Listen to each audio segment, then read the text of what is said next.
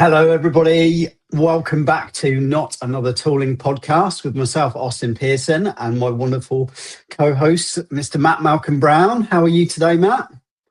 I'm good. I'm just going to do a pre-warning that for some reason the school decided to not send the kids, and I have several kids going crazy in the house. So if you hear some audible tones, maybe I might disappear off camera to deal with some stuff. It's probably because of that. All right. Yeah, no problem at all. And we have a wonderful special guest today. Welcome to the podcast, Maxime. Thank you. It is our first podcast of 2026 today. So happy New Year to all of our listeners and watchers. And hopefully both of you managed to get a good break, did you, over the Christmas period? I did, yeah. Yeah, good enough for me. I got 3 birthdays over the break at the same time, so bit of birthday, bit of stuff. Yeah. It is my birthday between Christmas and New Year. How is it? And it's the worst time to have a birthday. So yeah, nobody cares, you know. Yeah. But it's fine because I'm older now, so I don't care either. I'm like, good. When you were younger, did you have like combined presents, or were the presents separated? Was it a Christmas and birthday? Yeah, Christmas and birthday. It was horrible. Yeah, very, very disappointing. Yeah. Anyway, Maxime, tell us a little bit about who you are and what you do today. Okay, thank you, Austin. So I'm Maxime Saporta. I've got about 20 years of experience in leading professional services, started as a consultant, moving into director roles. I've been exploring the service management industry for many years, and I've been building operational teams during that time. What I would say is, like, I'm not claiming that I'm the ultimate expert technology-wise or in ESM. However, I'm a leader that is very keen on removing digital friction. And that's something that I've done since I was a consultant and into leadership roles. At the moment, I'm leading the IT service delivery team for Oxford Nanopore Technologies, and I've worked across 3 different continents, from France, Switzerland, and UK now. For me, I think for today, what is important is that I really believe that many organizations have managed to digitize their silos, but they haven't managed to break those walls. And this is where I am a big fan and advocate of enterprise service management, because I think this is really what makes a connective tissue between all those departments and make it more efficient. And this is the only way, not the only way, but one of the best way to get HR, tech, IT, facilities to speak the same language. Absolutely wonderful. Is that so? You talked there about removing digital friction. Yes. So what do you mean by that? I mean, it's like understanding that different parts of the business talk maybe about the same thing but differently, and therefore what's happening is like an incident, a ticket, a problem, or what is really the type of values that each department is expecting from a service could be slightly different, and therefore it creates a digital friction within the company where one good example is, you come in, a new CIO joins the company, says we need to put a new tool that will do enterprise service management across the board, but then they haven't solved, the way internally before, how we're going to talk between each other, and understanding that there are those differences of view and viewpoint in terms of implementing values with the service management. Yeah, I absolutely completely agree with that. I'm working with an organisation right now who've got 3 different ESM tools. Really? Even, Wow. and even in the one who's got the biggest part, they all speak different languages because they've got Yeah. different departments, and some of them can't relate at all to the other ones, because they do very, very different things. It's manufacturing, so you've got like a sales organization, and then you've got people who are making stuff, and then you've got people who are supporting stuff, and and all this. It's very different. It's very difficult to bring them together, which ends up being part of my job, really. But so let's just talk about enterprise service management for a second. And years ago, if you'd have said that phrase, somebody would have said, "Oh, you mean help desk?" What does enterprise service management mean today, do you think?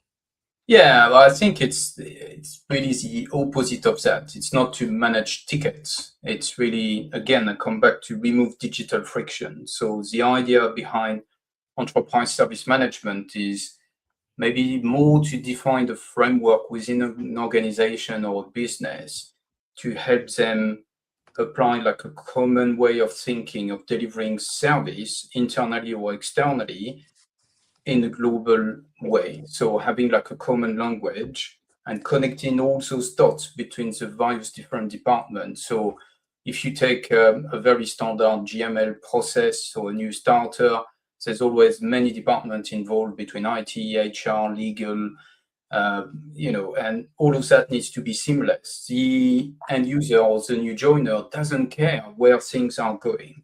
He wants it to be smooth.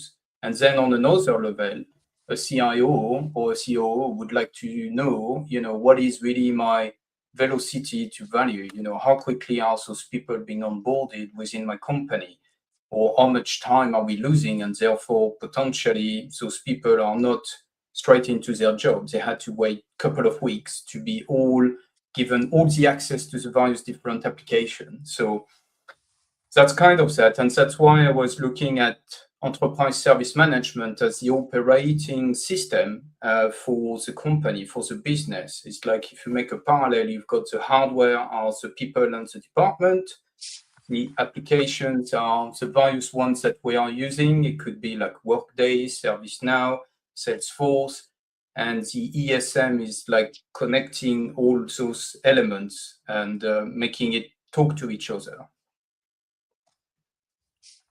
You said a really interesting thing that I just want to dive into for a second, which is you said we can look at something like an onboarding process and work out how we can make it quicker and things like that. And when you're talking about a common way of thinking and delivering service and language, a common unit of measurement of success and improvement, I think is another huge thing there, right? That is missing in most organizations. Agree. Yeah, absolutely. In norms and what I've seen, all in my career, we measure time to closure, time to resolution, or time to, you've got a service request for a new starter and we close that many per period. So it's almost like a quantity over a quality. And the ESM practice and the way it changed fundamentally the thinking is to think of the time to value. So how quickly are we arriving there? It speaks a better business language as well when you convert it like this. So hopefully that should bring on board other people. And the one thing I would say is like there's also that elements that people are still thinking sometimes that ESM is just ITSM applied to HR. So it's like you take the existing way of doing and you just expand, the tool or the processes that you have. But if you do that, it won't really work. What you need is to adapt it and to change the language and the way you measure and finding commonalities between the departments to really bring them together. That's where I see is the magic of ESM. There's a timely sort of comment, I guess coming up on ours as LinkedIn user, but it's actually John Worthington, and he's put a comment there with a winky face, but it's sounds like a unified service management system. Which I've been doing some research into myself, and I understand the reusability of processes, and I think you're right that commonality that's the sticking point. Because Austin, your point earlier on around your organisation's got 3 different activities, 3 different tools. It could be one tool, it could be the same tool, but different ways of working. I think fundamentally ESM is a ways of working proposition rather than an outright technology, and that might be the target we're all heading towards, rowing in the same direction, the KPIs, etc. But the unit and measure all the same, but USM, because I've been doing a bit of research into it, is that commonality of making sure we've got not to reuse a word, but a unified way of working, which ultimately would underpin an ESM position either way. Yes. Yeah, and I know, USM is a very easy, simple way of applying that across the board, and they kind of make it as simple as possible, and I think it works quite well, and ESM could be an additional layer on top of it. And so it's different, it's using a framework that will work for you within your company, but it's definitely the idea behind. It's like what we are seeing on the market. It's like there are many providers that are pushing the tools, saying we've got ESM capabilities, and it's almost like what we had in the past with ITSM, 20 years ago. It's like you buy the tool and it works, but it's not the case. As we know, IT came, everybody was trained, and that was the same idea. It's like in ITIL, it was creating a common language. It was a framework. It was not meant to be followed by the book. It was meant to be adapted based on, the business, and then you should select the tool afterwards. And that should be the same principle on ESM. So you talked about that organizations have digitized in silos, essentially. Yeah. Do you think there are any other challenges that organizations are facing that is stopping them from moving to this kind of model? Yeah, but I will double down on the silos, but there's a bit like you will have to deal with like the my way culture. So each silos will see things in their own ways. For example, it's very, schematic, but HR loves emails, IT loves Slacks, and legal would love a Word document, to simplify it. But if you put it all together, they see things differently in various different angles, and they think that this is the best way to deal with, a service and to provide a service. So it's like you need to change completely the discussion and not talking about tickets or resolution. You need to talk about service value and what does it mean for each of those departments, and focusing on what is common here and not necessarily just the differences.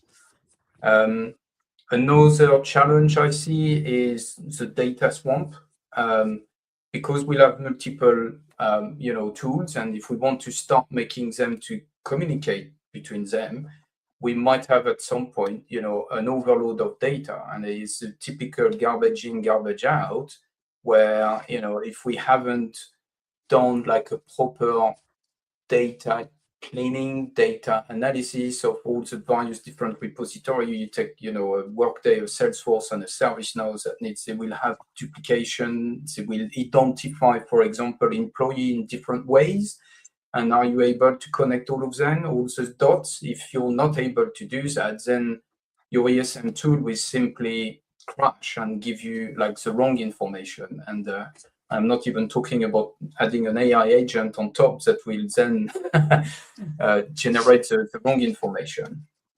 And the last one is really common language. So I think it's coming back to basics and helping different departments talking the ESM language. And I think that's one of the biggest challenge in fact. It's like you might need to do a bit of training at the beginning. You might need to bring everybody to the table and explain, some of the core principle of what ESM should be.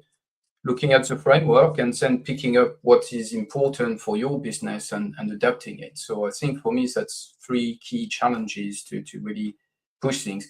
It's nothing very exceptional if you take it, in terms of digital transformation. Any project like this would be kind of the same, but it's here even more, and the emphasis is even bigger because we try to talk to various different departments that have different mindsets and different ways of working for many, many, many years. Yeah, totally makes sense. So who do you think should be owning enterprise service management in an organization? In all honesty, it should be at the top level. It should be coming from the CIO or COO. This should be like really an element that drives that, at least in terms of the making sure that everybody is on board. And there would be certainly the IT department will have a good level of experience for having implementing IT service management using IT principles, and so it could be one of these engine and leader to bring people to the table. However, they will have to be kind of trained to forget their IT language, to forget talking about just tickets and problems and change and seeing things in a different way, so that then they could be understood by HR, legal, facilities. So that's how I see it. But if you don't have your top level on board, I think it's going to be extremely difficult. Yeah, and oh, I was going to be facetious then and say probably shouldn't be IT. The amount of horrendous ITSM implementations and dodgy service provision there is out there in IT. You'd be hoping somewhere else in the business is doing it better than IT, but maybe that's just the organisations I've worked with. Yeah, well, you might be right, and it's true. There's nothing preventing. It's a very good point. It's true. I'm coming from an IT background, so I preach that element. But yes, it could be. I've seen brilliant things done in HR services, and where they had proper customer journey mapping, proper definition of what is the values they're trying to deliver internally, and in fact they were more mature than the IT service department, and then was trying to drive the ESM thing, and every time they were rejected because they were not at that level. I've seen that, and this is my diagnosis, right or wrong. I feel from an IT standpoint, we already brought too much debt to the table. So when you see these other departments who just need to get on with stuff, they just get on with stuff because they're not bringing all of this stuff that we think is structure, governance, assurance, etc. Obviously, there's going to be some break point at some point, but where I'm seeing mature organizations who are just accelerating beyond the IT function, it's because they just haven't had to deal with this stuff we carry over and call it IT assurance and governance. And that's the separation for me, is people just get on with it without just go get it done, versus I'm going to be really structured and I need to make sure my process is in place. Largely, I see those being less mature, ironically.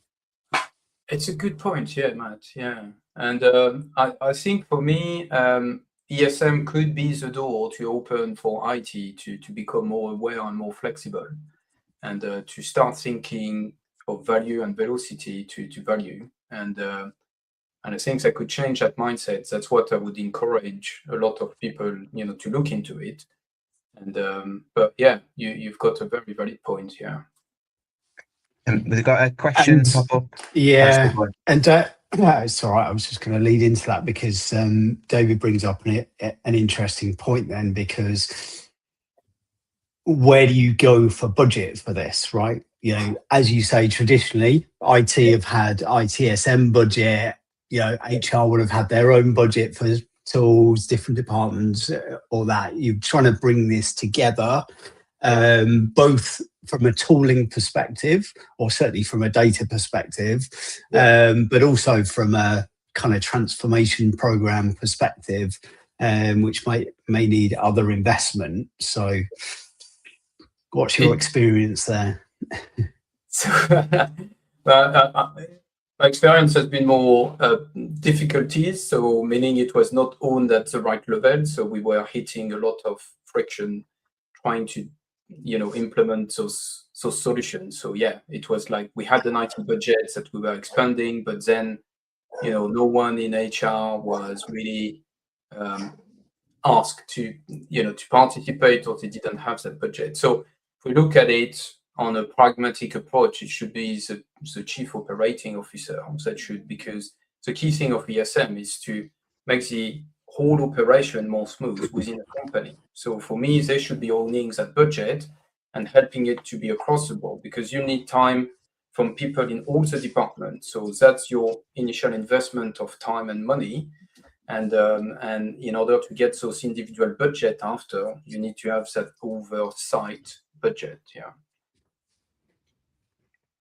Yeah.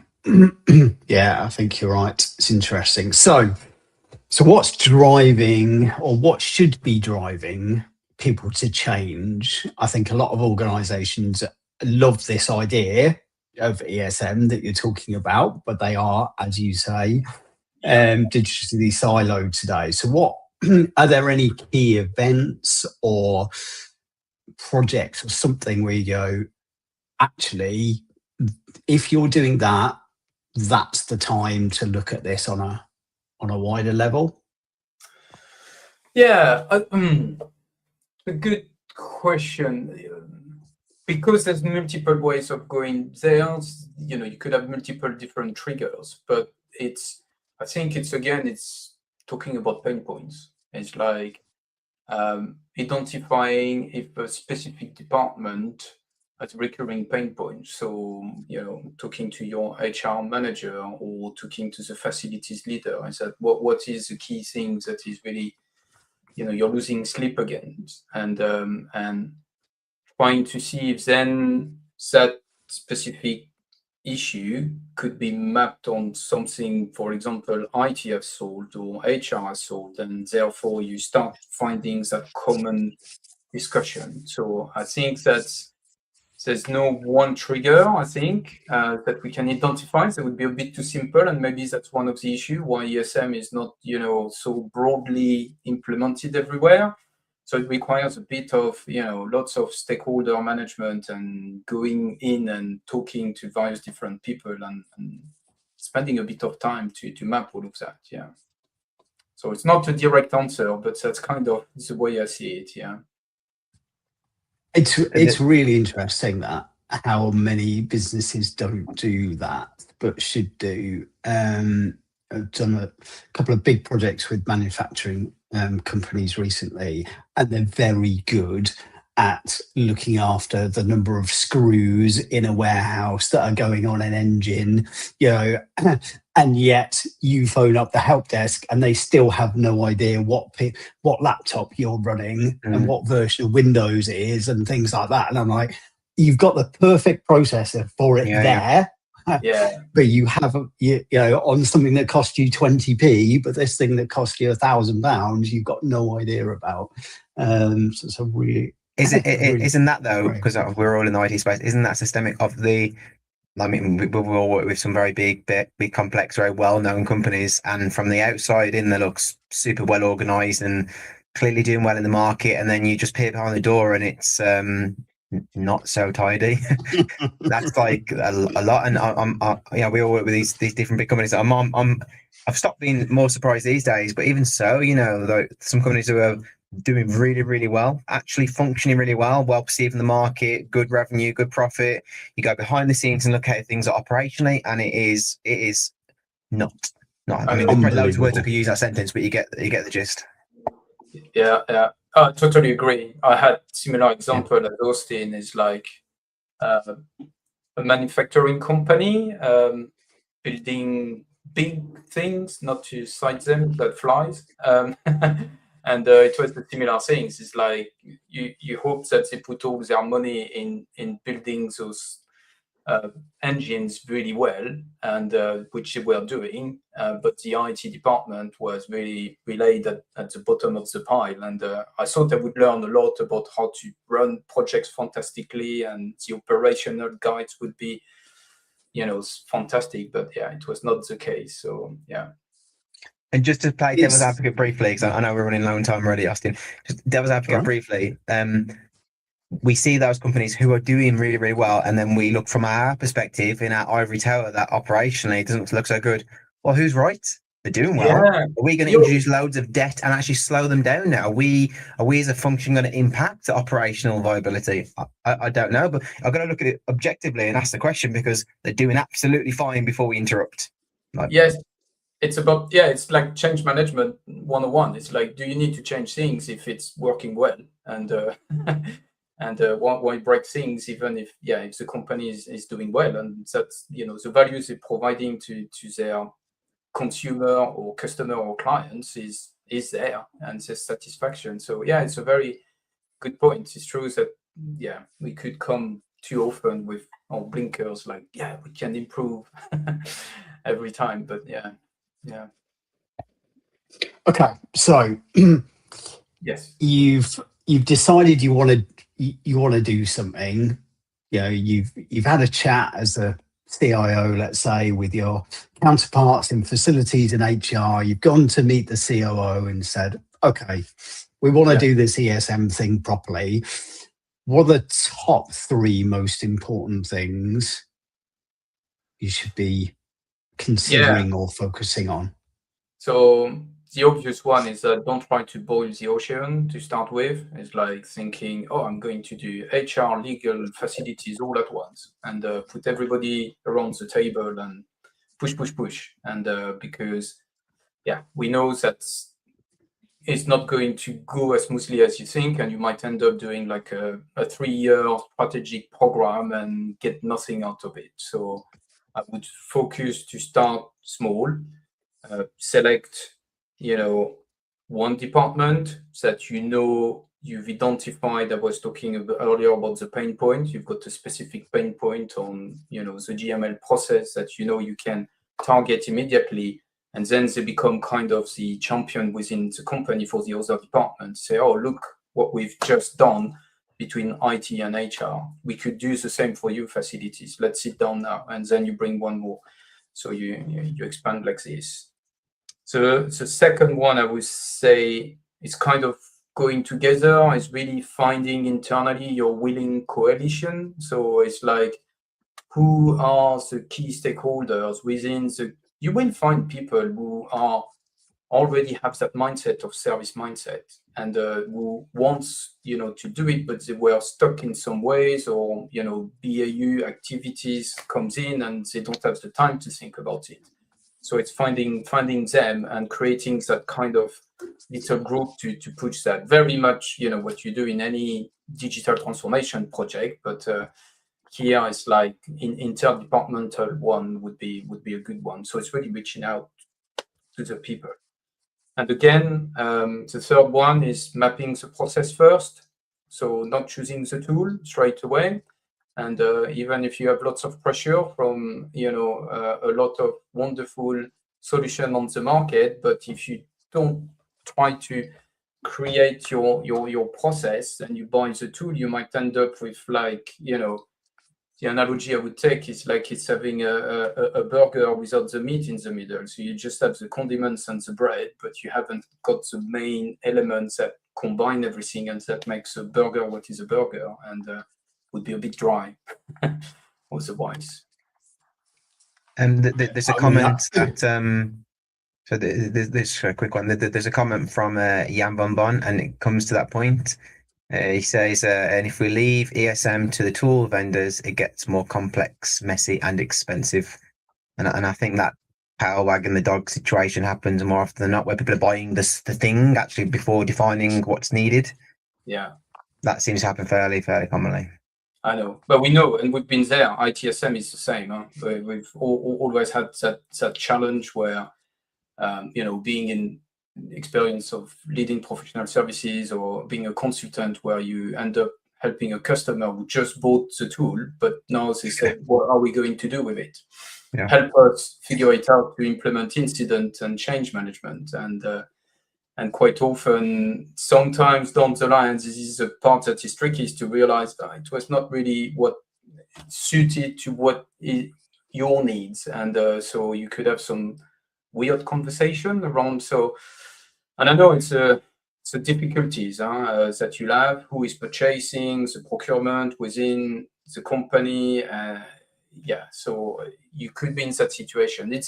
I'm trying to give hopefully an ideal view on how we should do it, but we know it's never the case. So I think there will be a lot of flexibilities that needs to happen within that, and sometimes it's to say, okay, but we've got the tool. It's not really the best for what we want to do, but let's still try to do it and come back with a framework. Yeah, that could work. This is probably the biggest bugbear of my life.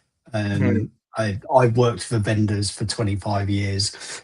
Every time I get an RFP in, it has nothing to do with the organization and what they're trying to achieve and what they want to move the needle on, right? It's like a list of technical requirements that they have decided. And I'm like, what does your process look like that you're trying to improve?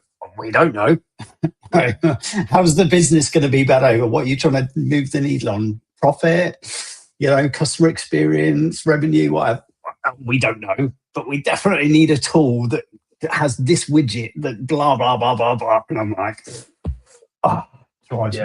drives me insane. Anyway, so anyone thinking of putting out an RFP, please come and speak to me first. I'll give you some tips for free. What I've started doing for requirements gathering now is I'll have the functional thing depending on how it's derived in the business, and then I'm also associating some business outcome. So the business outcome can be approached in a number of ways. We've asked about it for this way because that's how the conversation came up, but actually we need some business outcome. This is what the thing is. Obviously a bit generic in some cases, but the measurable aspect of it always gets missed. I thought where you were going to take that conversation then, Austin, was and we've definitely been in this scenario where the RFP has unfavorably been written, let's say. So the answer is already in the question and a lot of people can't answer. Yeah, that's not uncommon. Yes. Let's not even talk about that. Yeah. So what I've seen and trying to circumvent that, and was exactly a bit like what you're alluding to, Austin and Matt, is like starting with like almost, okay, we've got the tool, it's been decided, but let's start with a workshop to talk. Let's forget about it and talk about the business requirements and what we are trying to achieve, and finding that first. Even if don't try to map it in the tool yet. Try to come back to basic in as such, and then after you dive in, because I've done it. The tool has been selected, and you map all your workshops around the tool, and sometimes then you arrive, go live, and 2 months after, it's not flying really well, and people are not really buying into the program, because in fact there was a disconnect between what was the initial requirements that people had envisaged 2 years ago before purchasing the tool, and then when you implement it. And ESM would be in the same thing, but those mistakes become even more costly with ESM. So I think that's critical. It's a really good point, because there will be plenty of people out there who've been given a tool, or maybe they've just moved there and they've just inherited it, or whatever, the decision's made somewhere outside of them, whatever, and they've got to get on and do something with it. And like you say, starting with what does the business need, and hopefully you can make the tool do that, which most of them, you've got a fair chance of doing that these days. I think is a really good point. So we've just got a couple more points before we close up today, because I know we're talking a lot. So I'll and one of them is very relevant to the question that we've just had from Santosh So we're going to talk about the future of ESM, and in particular where we see AI being of use, beyond automating tickets. Do you see it actually orchestrating end-to-end workflows? and where do you see AI making the biggest productivity gains across different departments? That's a few questions in one, but yeah, it is really interesting. And I think many of us are asking those questions, and including myself. I think the key thing is like there's a lot of promises going on, and we had chatbots, Gen AI, now it's agentic AI, everybody, so it's evolving so fast. But have we seen really true application of it and the real return on investment?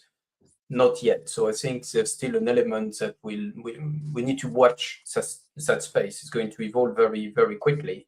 But the key thing, again, and we come back to the fundamentals that I was mentioning at the beginning, is like the data. So I think even before, what AI can actually orchestrate can only work if you have created the proper map of your service value flow.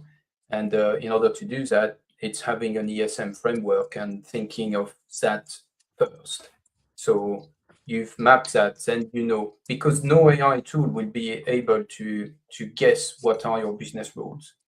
You have to have it clearly defined how you're going to order all of that. And if it's not properly defined, then the data they're going to use is not going to work. What I'm seeing, and I think what I've heard and trying, is like people are talking about the zero touch, so it's like, for example, a GML process where no one is doing it. It's a bit scary in some aspect, because it's almost like saying that no one will be needed anymore, so we can remove a lot of people from the service desk who are doing those activities. I'm still more into the parties that think that AI should be an augmentation tool and helping to,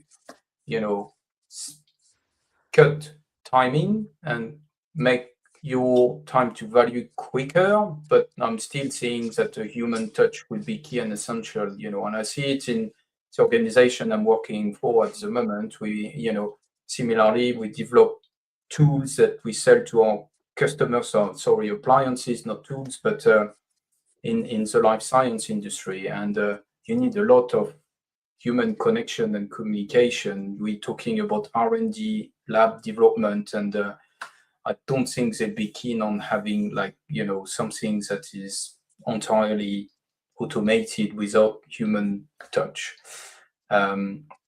So I think I reply a bit sideways, but the biggest productivity is to once you've got that mapping, is helping to your time to value quicker, and to automate some of those elements, like between HR, finance, and IT. That's what I'm hopeful for. One quick one to add in on a previous podcast. It was 2 or 3 podcasts ago, I think, Austin. We had Louis from Enably. We was talking about agentic AI, but he was talking about the stages of readiness and maturity of organizations. And the more mature organizations are actually starting to look at their operating models, and roles within those operating models are essentially cognitive functions, AI components, but a lot of it based upon the foundations. I forget the exact layers, Austin, that Louis referred to, but if anyone wants to go back and look at maturity readiness, he sort of layered it in on what would be sensible, because the topic of that conversation was enterprise orchestration, which is inherently associated to automation, etc. So it was a really, really good, layered, structured approach to assess readiness. Yeah, and I think going back to a point you made earlier about the data swamp, right? The main problem organizations have got today is you're applying AI to a bunch of junk. Yeah, so you're not going to get the results that you want, for sure. And that leads me on to my last kind of point or question, which is around training. Because I do think there's this whole narrative in the AI world at the moment that AI is the answer to everything, and you should be doing it. If your exec in your company isn't doing it, you're falling behind, and yada yada. Actually, most people don't even know what it is. They don't know what it can do and whatever. So they're not trained to be able to do anything. But in the ESM world, What do you see? What role do you see training playing today? A massive one. So on both, if we're talking just about AI, I think it's creating that common knowledge and awareness of what is AI, what is it not, and what it can do. One of my previous role at Pluralsight, where we were selling, online trainings, the Gen AI thing was one of the big one at the time. And and we saw it. It's like the companies were purchasing it. It was like to create, an AI dictionary that can be used across the various different departments, but also raising awareness at the top level of, what is really ongoing at the moment. So I think that would be a key one. Specific to ESM, I think it's coming back to that defining that common language. And there are not that many training on online at the moment, and that are specifically targeted for that. I've done one recently, and I'll be happy to share to the audience afterwards on the comments, where to go. And I think, it's like finding a training that is not like too IT oriented. I think that would be my recommendation. And but starting with that to really give, it could be the door opener, because sometimes it's quite good. And we've been there, when you go in, you work in professional services, sometimes you come in, you have good people internally in a company that could have done the work, but because they've been there for too many years, they don't have the same level of listening internally, and they bring someone external that will convey the same message. And the training could be used to convey that message, is to say, we want to explore enterprise service management. We want to make the operation smoother within the company. Please come in and, we will open the discussion through the training. And so I think that's an element that could work really well. Yeah, yeah, I'd agree. And it's you just, because of those silos, people just don't, they've never met each other. They've never spoken to each other. Right? And so just bringing them together is a huge win, right? Yeah. And it was excellent, that trainings that I've attended for 2 days, that's where we had people from all various departments, and literally after a couple of hours, first workshop within the training, you had like multiple ideas, and people say, oh, I've got the same problems. I've been, trying to solve that so many years, and so on. And it's like all of a sudden, they all realize, we have similarities within, even if our departments do completely different things, we trying to sort out similar problems. And then you bring them together, and you even haven't started an ESM program transformation. It came from them, that the department are saying, we need budget, we need to do something, we need to push it. Maybe we can create a common project to try to sort out our problem together. And I was like, wow, that's really impressive, and I think that could be a great way to start there as well. Yeah. I totally agree. Right, wonderful. Thank you very much. I'm just going to wrap up now. We have gone through so much today. I'm going to have to go re-listen to this because I'm not sure I've made enough notes, but it was absolute gold dust. Thank you very much, Maxime. So we started with the problem that companies have today, trying to remove digital friction. Different parts of the business speak different languages. ESM allows us to bring those things together. It's not about managing tickets. You're defining a framework and a common way of thinking, delivering service, a common language, and a common unit of measurement. Challenges that organizations are having is these silos. They have this my way culture, and For example, HR want everything on email, IT wants everything on Slack. You have this data swamp problem with multiple tools everywhere, and that garbage in creates garbage out, and that lack of a common language makes it really hard for everybody to work together, which is a common theme we've explored today. It should be owned by the COO, who should be owning the budget for this. And we talked about maybe IT being a starting point, but as Matt rightly pointed out, there's often too much debt in IT, and business want to get on with it. The time to change is when you've found some recurring pain points, whether it doesn't have to be in IT, it can be in any business point or division. And then when you've decided you want to change, don't boil the ocean, start in the one place that has pain. 2, find a willing coalition of stakeholders that want to change the organisation. And then 3rd, map the process first. Don't buy your tool, otherwise you'll end up with a lovely burger but with no meat in the middle.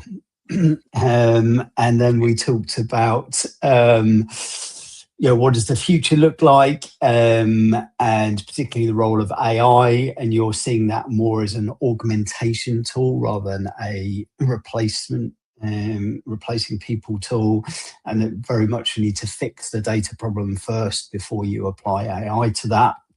And then finally, we talked about the role of training and bringing in external companies to bring people together and get them talking a common language to move forward. Matt, have I missed anything? No, pretty thorough. I suppose we missed a couple of comments here, but I think we'll they'll be in the comments to read. Yeah, absolutely, superb. Maxime, if people are inspired and want to reach out to you, what's the best way for them to get hold of you?